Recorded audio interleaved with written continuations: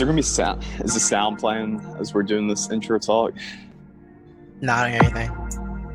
Oh no, I was saying when you do the edit or whatever, if it's like the Oh yeah, I'll play some usual music or like whatever. fade in. Yeah. Okay, so this will be our conversation. Exactly. All right, so it's Wednesday, October 30th, 2019. We're back, Titus. It's been since July. It's honestly awful. June? It's been like July, I think, because we did get free agency. We definitely got that out there. True. And I think we did another episode, but like I couldn't, like we had too many. The connection kept messing up, so I kept that one. Yeah, because I think my mic kept getting muted in and out. Yeah. I have a Last Chance You episode that I recorded with Joey and Josh somewhere in on this computer that I didn't put out, but it's because I messed something up on it, and I wanted to go back and fix it, but then work and travel. It was in August. You know, I was like moving a lot in August. Like, yeah. So like all that came up at the same time, so I never got around to it. I'm just gonna drop that randomly. I'll drop that on Thanksgiving. This is a random Thanksgiving Last Chance You drop. Dude, speaking of Last Chance You, you ever heard of Theo Von? Yeah. I just started listening to his podcast, but he actually did a interview with Jason Brown. Oh, really? Yeah, back on August 1st. I've actually been listening to it today. That's interesting. I'm gonna have to check that out. Yeah, you need to. It's pretty good because he actually provides a lot more insight as to what was going on, with his coaching staff and how he got fired and all that. Yeah. So it's kind of crazy. It's a good listen. Yeah, I want to guess that he was portrayed badly by Last Chance You. Did he say that at some point? He was portrayed wrong? No. Oh, he didn't? That's the thing. Well, that's the thing is that he sort of did, but the thing is that he says he has a lot of respect for the director and the producer of it. And he had no negative words for him. He totally understands it and he gets it. Like, you got to create a story. Because, you know, he used the example of they only highlighted 5 guys throughout the whole season. But in reality, he said there were like 30 or 40 players that signed D1 after that year. But you wouldn't have even known it because they only highlighted, you know, those 5 or 6 guys. Right. Yeah. And that's kind of the thing with those shows. Like, that show doesn't run long enough to where you can highlight every single person. Yeah, you can't highlight everything. Like, you got to pick the stories that people are going to be compelled by and just kind of run with it. Yeah. And his explanation, too, in that whole situation of how he got fired between the football team manager, you know, that whole ordeal. Yeah, that situation was very interesting. We had a good discussion about that. I got to put that podcast out. Yeah, you need to and then go listen to Jason Brown. His interview, Yeah, and then you could even do another podcast after that to clarify everything. That's a fact. But yeah, it's pretty good. But no, he didn't trash Last Chance You. He really didn't trash anybody on that. He's just one of those it is what it is type of people, you know? Yeah, I mean, and he knows, he's lived all of his life the way that he's carried himself, so he knows like what comes with it. Yes. Yeah, so he's not salty at all. Yeah, I respect that for sure. So it's pretty good. Yeah, I'm definitely going to check that out. I like when interviews show you a side of people that you might not have guessed because, like, or that they don't respond the way you might think they would, you know what I'm saying? Yeah. Yeah, I like that. And it doesn't come off as just nonsense. Yeah, for sure. Yeah. So, aside from Last Chance You. Yeah, speaking of nonsense. We'll get to – it's going to be – man, I've been on the edge of my seat for this. I've been ready for it. If you notice, typically – my bad. I didn't mean to cut you off. No. You go ahead. Typically, when me and Levi do shows, if we disagree, we probably already argued about it. So then we do the show, and it's just more casual. Yeah. But I strategically kept all my thoughts away from Levi about this. Same. Because I know, too, it's going to be so much better. I hate texting, too. Me and you, we both hate texting. Yeah. And we don't like arguing over text because I hate typing it all out. So that's part of the reason why I never asked you any real opinions or your thoughts on it. But another reason, too, is I really wanted to save this because we had an off-air texting earlier today, and I said, I can't wait because I know this is going to be a good debate. And you said, same, we become too much agreeable. Yeah. And it's crazy because 5-6 years ago, this whole podcast was started on the idea that me and Titus would argue until our faces were blue every day when we worked together at Chick-fil-A. That's why we have this podcast. Honestly, is because we're like, hey, we should probably stop getting in trouble here at work every day, and we could just move this onto a podcast. And I hadn't even heard a podcast when you had told me. But but this is going to be a good one. We're here. We're coming out of semi-retirement or sabbatical, whatever you want to say, because we had a journey of self-discovery. Exactly. Classic term. We took a Kanye break. And then we came back so we can discuss Kanye, because it's what everybody's talking about. Jesus is King. Kanye released his new gospel album this past weekend. Everybody's talking about it. So, we got to talk about it. That's and before we get into it, I want to say this too. Titus, you can chime in if you want.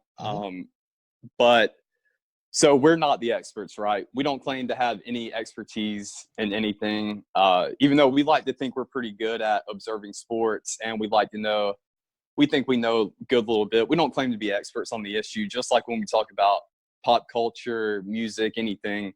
But I do want to say this just for anybody who's listening out there. Me and Titus, we're not ignorant when it comes to theology or Christianity or the Bible, because I know we're going to get in a little bit into that discussion, I'm sure. And so me and Titus, we both grew up as pastors' kids. We've grown up in Christian households. I'm sure Titus can say, I feel like I've seen it all. I'm sure I haven't seen it all, but I feel like I have seen it all when it comes to the church. Right. But I just put that out there as to say, when we do get into that discussion, we're not ignorant on these things. We do have a pretty good depth of knowledge, I would say. Would you agree with that? That's a fact. No, that's definitely a fact. Okay. Yeah. So I just wanted to put that out there. Been in church more Sundays than we've spent at home on Sundays. Oh, for sure. For sure. Yeah, this is gonna be. Yeah, we know it's when it comes to this, we're not experts, but we know what we're talking about. We'll say that. Yeah. Much. Yeah. And I know you got a little bit of background in it. Me, I spent the majority, 95% of my school years in a private Christian school. So every year, I wasn't just taking math classes and stuff like that. I was also having to take theology and different Bible classes like that too. Right. So. And I got a year at Liberty University in. So boom. Yeah, and a year at Liberty University is probably like 6 years. Honestly, religion though, for anybody else. Honestly, it's a wild time. But yeah. Yeah. So first and my bad. Another thing is to add on, like beyond that, me and Levi talk about music all day in general. So and we've always wanted to do more music talk on this podcast. We just never got around to it. So this will kind of be like a bridge to us doing more of that. Yeah. And I'm glad you said that too, because I meant to say also, we can both agree that me and Titus, we're big Kanye fans when it comes to music. Absolutely. We'll say music. Absolutely. Yeah. We both respect his art very much.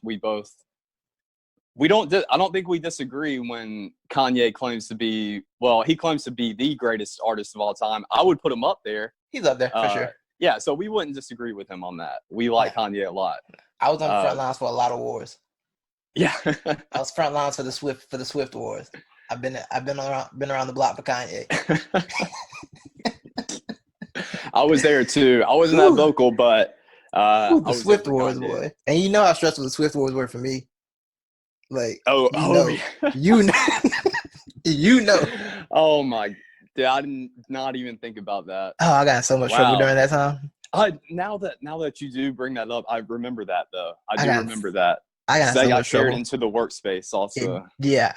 I got so much trouble. I'm pretty sure I threw. I stoked those flames too for my own entertainment. Yeah, I didn't help. Yeah, but the thing was, I was so into it that I was just leaning into it as well. That was the problem. I didn't have the thing to be like, nah, you're going too far. I was just in it. I was in it too. Yeah. That was the part about it. Good times. It was. It really was.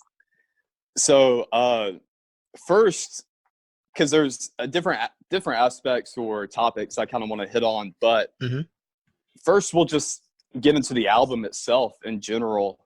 I wanted to ask you. You posted this on Facebook. I saw it, but I think you had told me this in a text before you even posted it. Because I'd asked you, it was like, have you heard about Jesus is King? Like, you ready for it? And you said, this is the Kanye album I'm most forward looking to. So I want to know why that is, because I never asked you why. So the thing with Kanye is Kanye always has these phases, right? Before an album rolls out, there's a Kanye phase. And there's a bunch of interviews. Sometimes the interviews make sense, sometimes they don't. Before Yeezus, we got his like 20-minute rants during concerts. We wouldn't even be doing music, he would just rant. And then Yeezus came out and it was like, this is all right, I guess. Not terrible. But I think Yeezus actually holds up better now than it did when it first came out. Yeah, but I think Yeezus holds up now is because we may have discussed this before. I just remember, I think it was a Jay-Z interview. Can't remember when it was, but somebody had asked him what he thought about Yeezus. And this was probably a year after it had been released. And Jay-Z gave credit to Kanye about Yeezus. Because, I mean, Yeezus is probably his least popular album out of all the ones he's released. And I think Ye may have beat it. It might have. Even though I enjoyed Ye way more than I enjoyed Yeezus. But Jay gave Kanye his credit. He said, hey, man, he's like, that guy, he went out on a limb. He took a risk with Yeezus. He's ahead of his time. It's kind of like he came running over a hill, with Yeezus for everybody ready. And then once he got over the hill, he sees, a giant army. He's having to run back. Or he made some type of analogy like that. But the point was, it was a little ahead of his time. So I guess that makes sense when you say Yeezus holds up more now because because the standouts style. I mean, it's more similar to what we've heard now from other artists, right? Right. And the standouts from Yeezus are strong. Like New Slaves holds up. Blood on the Leaves will forever hold up because of the like Blood on the Leaves. That was my favorite song on it. Yeah. The other one, there's another one with, I can't remember the name of it, but a few of those songs hold up as like really, like you made a Kanye playlist just of great Kanye songs. He'd have about 3 songs from that up there. But yeah, I think that's kind of when the phases started. Guilt Trip, I rock with Guilt Trip. Mm-hmm. But yeah, so like I was saying, the phases thing kind of started there, and then we got the really everything post Beautiful Dark Twisted Fantasy has been a phase. That makes sense. And Beautiful Dark Twisted Fantasy was kind of a phase, was post the Amber Rose phase. It was post Amber, pre Kim phase. Yeah. So everything post there has been like a wild rollout. Before Ye, we got the I don't know, we got the Slavery Was a Choice Kanye after Yeezus. We got that Kanye with that was after we're forgetting about the Life of Pablo though. Oh gosh, it was after Life of Pablo. Oh wow. Yeah. And I love Life of Pablo. I don't know how to skip that one. Shout out to Kanye on Life of Pablo also because Life of Pablo was the Kim. That was the Kim one. The full I'm married to Kim, we have kids now. That was that. Yeah. And I hate the paparazzi thing, which I was whatever. I hate paparazzi. I would hate paparazzi too. I don't blame you. So yeah, we got Life of Pablo, which I think was really that to me. That's actually one of my favorite Kanye albums. It's up there. Same. And then that's kind of touched on that's where we kind of saw religious Kanye come back for a little bit, just on Ultralight Beam mainly. Yeah. So then we got then after that, you're right. Then after that, we got the Slavery Was a Choice Kanye rollout, which then gave us Ye, which was 7 songs, and those 7 songs were not worth the stress that I had to deal with. We're gonna have to agree to disagree on that because I like Ye. I thought it was good. I don't really think I have a single song off Ye that I still play. Like not one. I don't think. I do. There's about 3. Yeah, I've got in rotation that I'll still listen to. I think the only thing that Ye gave us was it also gave us the the Ye era gave us the Pusha T album. Yep. It gave us Daytona, so I appreciate that. Well, and All Mine. I still do rock with All Mine. That's about it though. And so talking about these phases, we can say too that Ye and Kids See Ghost we're definitely the mental health phase, correct?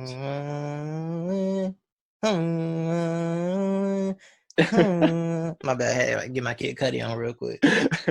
My bad. But yeah, definitely, we can say that.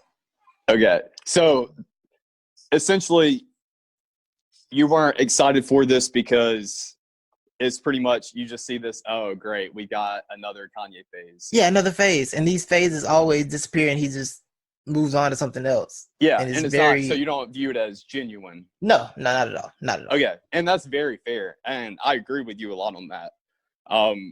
So what was your... I mean, this kind of goes hand in hand with what I just asked you why you weren't looking forward to it. Yeah. But, I mean, what were your initial thoughts, though, when you heard about... So we know Yandhi was supposed to come out last year in September 2018. Yeah. It was like September 17th, I want to say. I looked it up, and Kanye put it on. He had put on his Instagram account a picture of what Yandhi was going to look like, and it looks pretty much exactly like what the cover of Jesus looked like. And he says, Yandhi coming. It was like in 2 weeks. And then once that weekend came, he'd put it off. And then he put another date on it. And then he went on tour with Kid Cudi, I want to say. And then during the tour, he had put on Instagram or Twitter saying, hey, I realized after doing this tour, the project is not ready yet. I'm not going to say when it's going to be released, but thank you for understanding. And then you fast forward. This was at the end of 2018. You fast forward. We get in August, we hear from Kim that Kanye is going to be releasing an album called, instead of Yandhi, it's going to be Jesus is King. So did you have any initial thoughts on that too? Were you kind of thinking, where'd Yandhi go? Or was it just kind of like the phase thing that... I was thinking that he's not dropping anything because I come from the Childish Gambino school where people be lying. I can't say Gambino be lying. He just don't drop stuff. Yeah. So like I wasn't really anticipating anything. I think mainly, honestly, besides everything else that I named about why I wasn't interested in the album, it's just that Ye just wasn't good to me, and I'm like, okay, I'm just like I can't get excited for this stuff if I'm going to get these albums that I just don't think are good. And like that's a fair point. It's kind of how I felt about what was coming out. So and Yandhi, I think I missed most of Yandhi stuff because I didn't think he was putting 2 albums out in 1 year anyway. It's not a Kanye thing to do, put 2 albums out in 1 year. Yeah, so I didn't really get overly I didn't think about it too much. One thing I completely missed too, I did not even know that 6 tracks from Yandhi were like leaked and people knew about it. And and people could listen to it. I didn't even know about that. And I've never listened to him because I don't like leaks. Yeah, if I think if a project's supposed to come out, if a project's supposed to come out, I'll wait for the project to come out and then I'll just check them out there in proper CDQ. Yeah, I completely agree with that. Yeah. It looked like it was gonna be fire though, just with the features he had on it. Oh yeah. Now that it's not coming out, I gotta check the leaks out. Yeah, I looked them up the other day, and they look pretty fire. I think Chance was supposed to be on one. I know Quavo was supposed to be on one. Okay. So he had, I think all 6 of those songs had features on them, and they looked like they were gonna be pretty good features. Yeah. So so that's where we are now. He was supposed to be dropping Yandhi. Some of it actually got released, and people were able to hear it, and that's actually what grew the hype. I mean, you still have people asking the internet, "Where's Yandhi?" Because a lot of people still want Yandhi. They were like, "Hey, that looked like it was going to be fire." Right. But Kanye has now come out. He's claiming that he's converted to Christianity. He says that it happened during the spring after Coachella.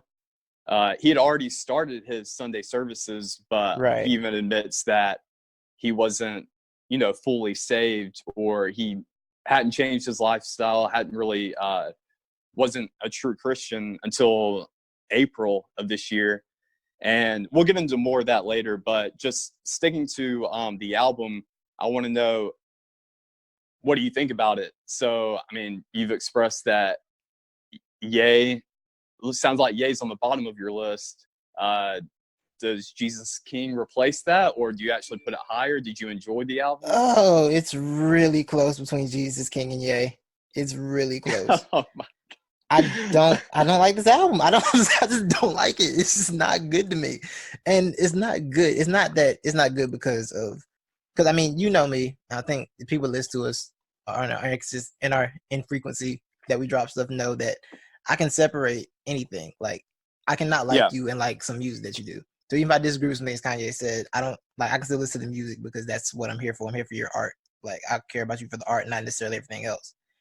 But this album just wasn't good, man. It just wasn't. It didn't sound. He sounded, to steal a Joe Budden line, uninspired, like Joe Budden said about Views that one time about Drake. It just didn't like. It sounded uninspired. It wasn't creative. I mean, well, it was creative. I mean, pitch wise, but I mean, you coming out with Closed on Sunday, You My Chick-fil-A, like, nah, bro. You don't have enough songs on this album to get that off in a way that makes me interested in listening to the rest of this. Yeah. I think I I hear you on that. As always with Kanye, the production stood out, of course. Of course. I mean, I would give bringing the clips back was dope. It was cool to see the clips again. I was very happy with that. The clips of Kenny G on the same song was interesting. That was interesting. Which, do you know how Kenny G got into the song? No, how that happen? So apparently Nicki Minaj was supposed to be on the song. Really? But Nicki Minaj wasn't. I think this isn't a surprise to me. She wasn't really rocking with the vibe. And Kanye, either he wrote it or, he got one of his songwriters to write it. But I think they wrote the line for Nicki. Nicki saw it and said, I'm not saying this, or I'm not singing this.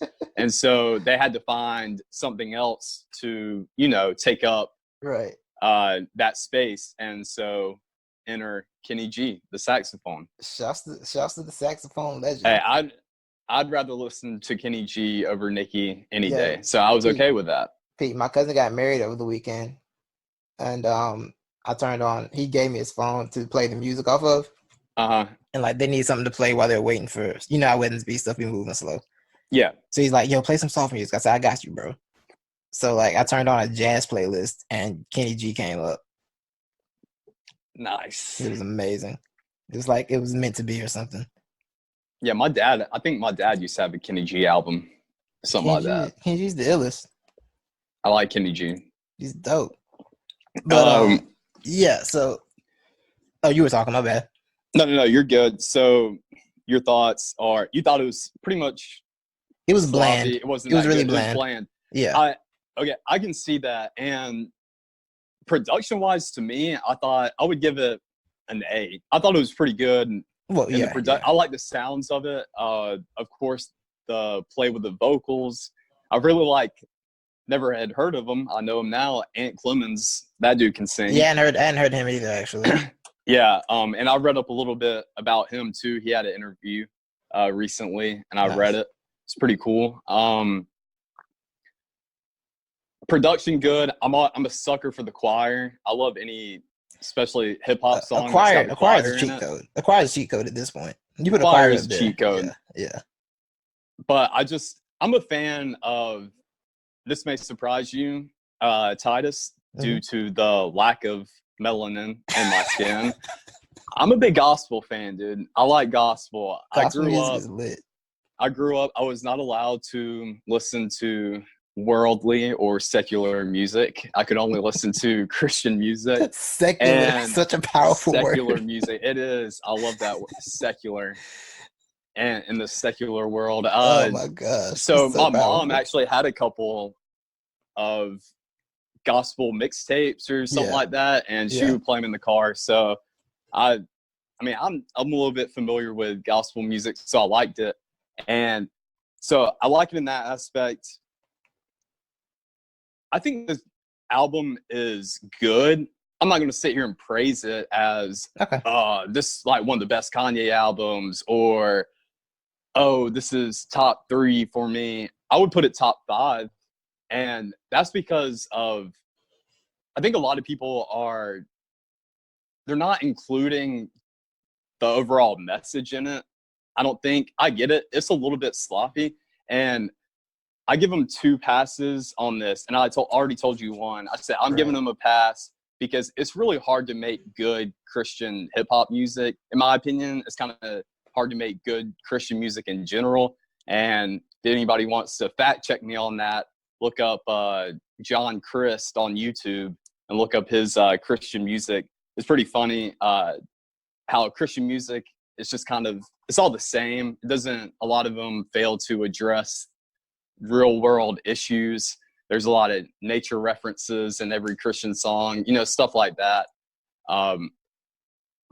But I'll look at it as a Yeezus, honestly, because like Jay said, Kanye tried to do something that was really hard. He was already fighting an uphill battle anyways. And once he got over that hill, he saw a lot of criticism coming his way and see, the world isn't ready for this. And I kind of viewed it as that, to where he's fighting an uphill battle trying to do this anyways. And of course, it did sound rushed because I think this was a rushed project. The dude put off the release date 3 different times, I think. He scratched everything that he was working on and started working on this earlier than this year. So I give him a pass in that aspect too.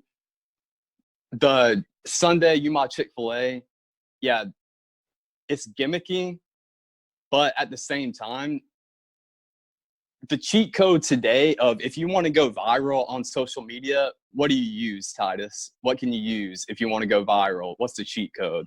Chick-fil-A. Chick-fil-A. Like, do you know how many parody Chick-fil-A songs I've seen? How many employee Chick-fil-A videos I've seen? It makes me mad as a Chick-fil-A employee. I should have exploited this years ago. I would be famous. So, I get it. If Kanye needs something to help promote this and also just come up with some content in a rushed manner, yeah, go to Chick-fil-A. It's around, and Chick-fil-A is now centered around controversy too in the past couple of years. So I think that's another reason why Kanye did it, because he doesn't shy away from the controversy. That's a fair point. But I think the message overall is pretty good though. And I think that's the main point of it. And it also helps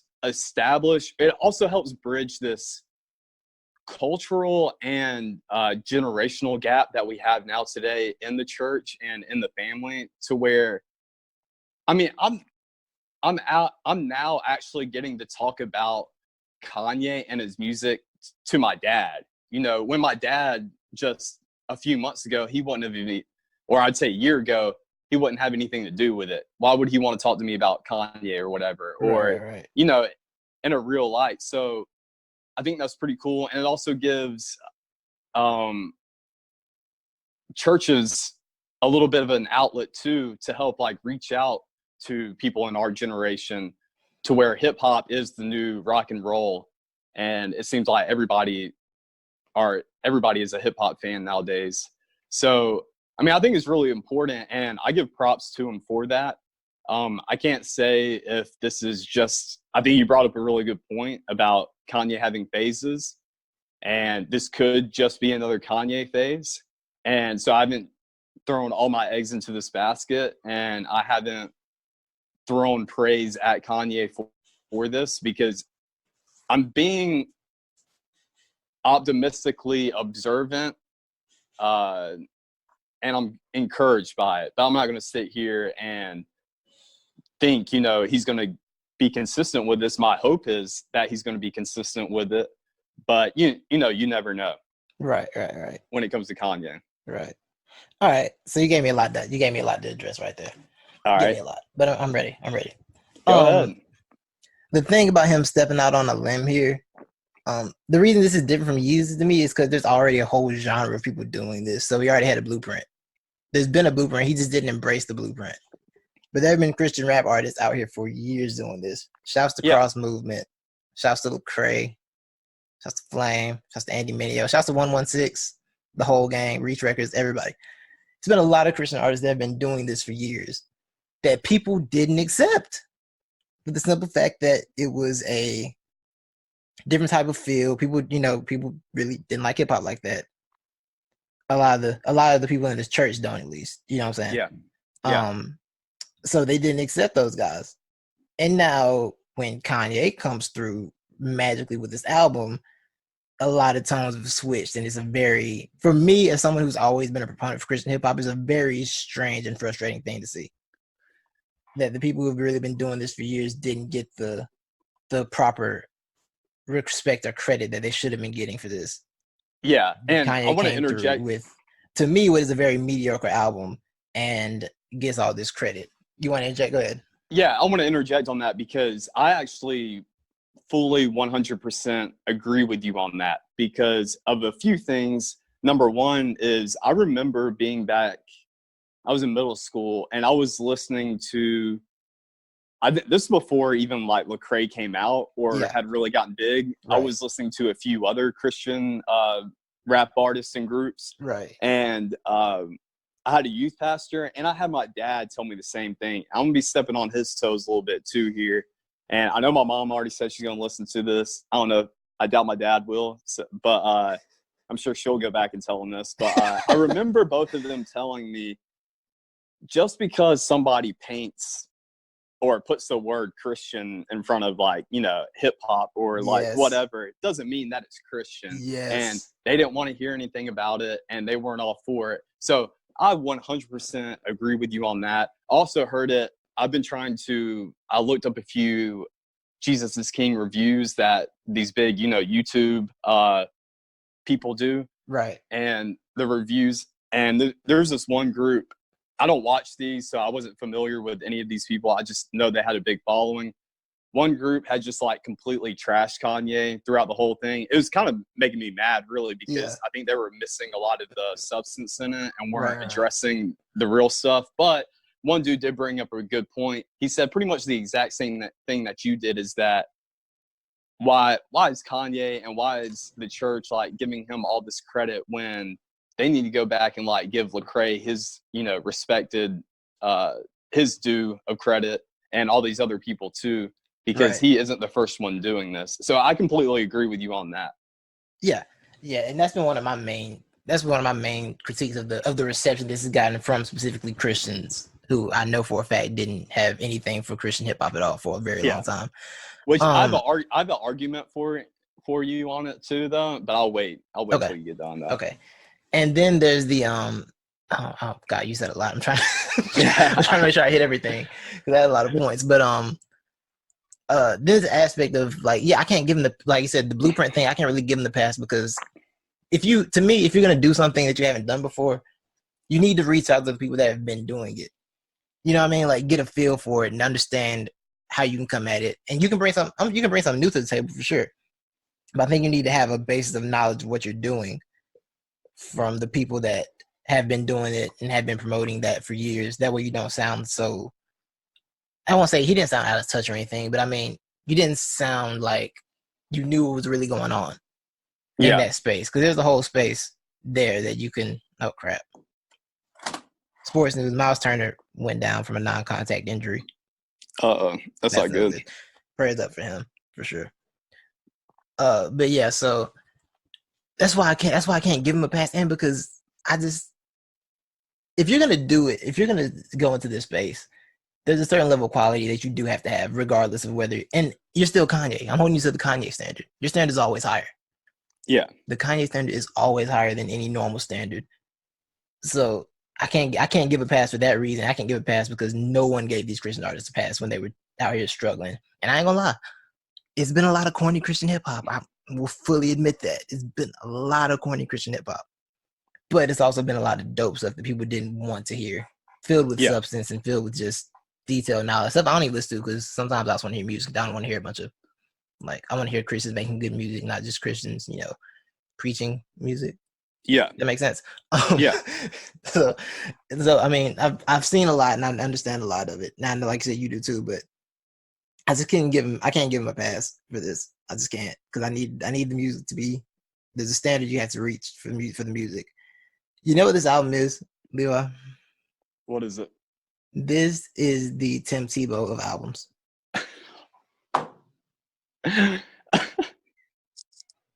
That's what this is. Wow, Titus, that was that your powerful statement that you said earlier? It you had was. to say because It was. yeah, that It I was. mean, wow.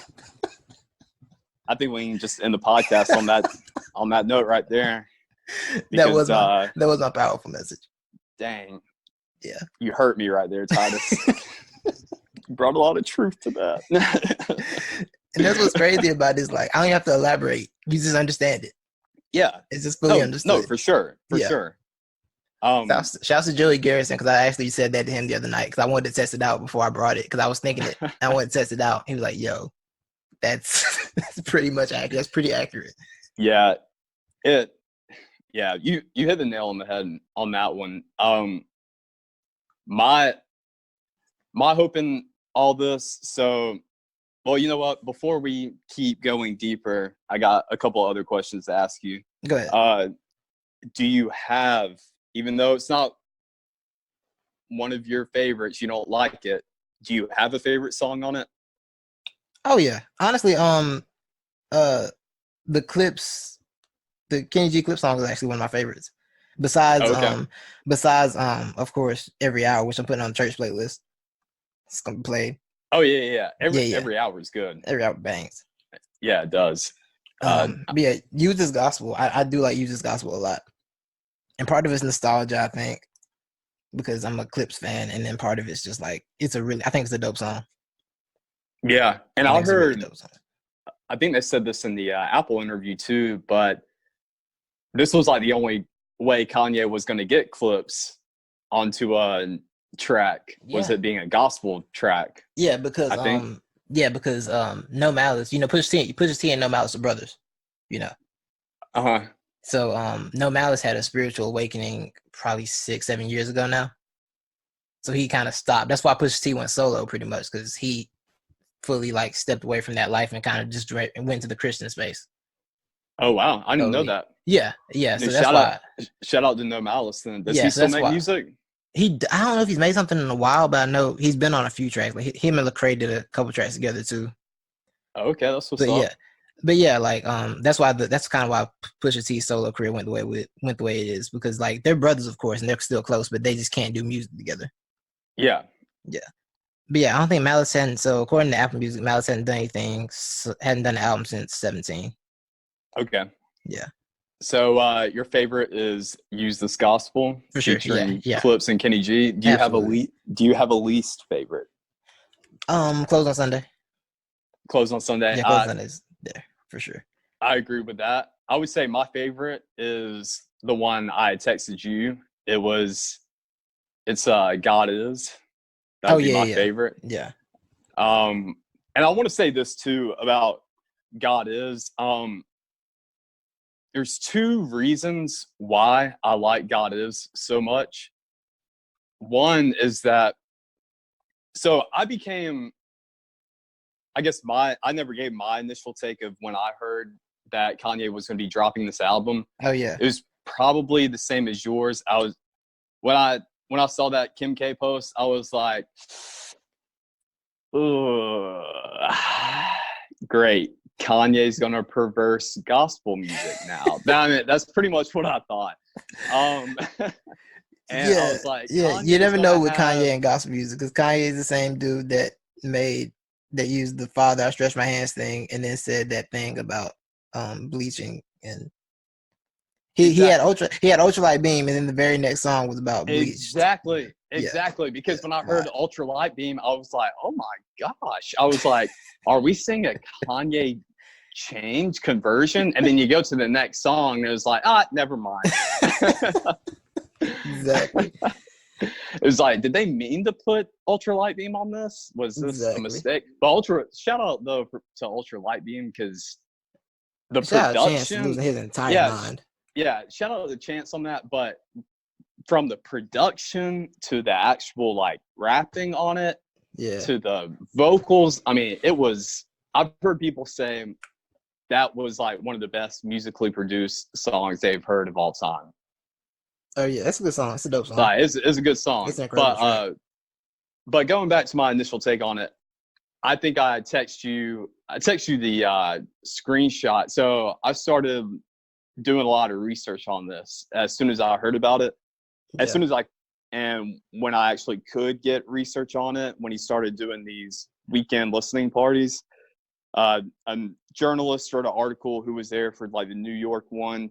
She said Jesus is King was surprising in the fact that there was no vulgar language, no vulgar references to it. So that actually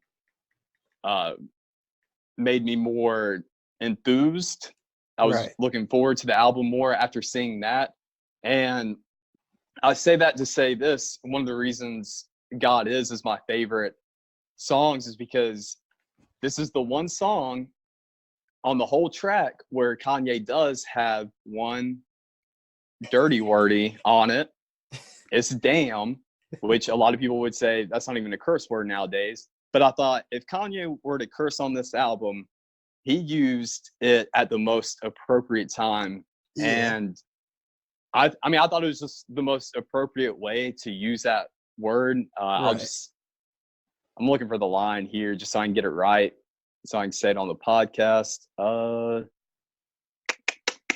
Where is it at? Okay, here we go. He has opened up my vision, given me a revelation. This ain't about a damn religion. Jesus brought a revolution. And I thought that was really powerful because, and I think it's a revolving theme in all of his songs throughout this album, is that we need to stop putting Christianity in this category as a religion, because it's not supposed to be this mundane cookie cutter religion. Like, that's not what it was meant for. Right. I've heard a lot of people say growing up that Christianity isn't about being religious or being in a religion. It's about having a relationship with God. So I just thought that was really powerful. Oh yeah. And that one line. And so I actually had that conversation with my mom the other day. Oh, really? Yeah. I had the exact conversation. I was playing her, like, saying it's not a religion isn't like a knock on Christianity. It's just like more about the relationship. Yeah, exactly. And so I just thought that was powerful. And if you look at it back into the context of the Bible too, when you see in Matthew, Mark, Luke, John, when it's discussing Jesus here on earth, that was like his main message, because he was mad at the church. The Pharisees, the priests, they had shut the doors of the church to the people who were actually truly in need. And they said, no, this is a real religion. Christianity is only for those who had the money, the property owners, stuff like that. And so that was one thing that, Jesus wasn't hearing any of that. So I thought that was really powerful in itself. And then the second reason why I like God Is so much is just the vocals in Kanye. I'd never heard Kanye like that before.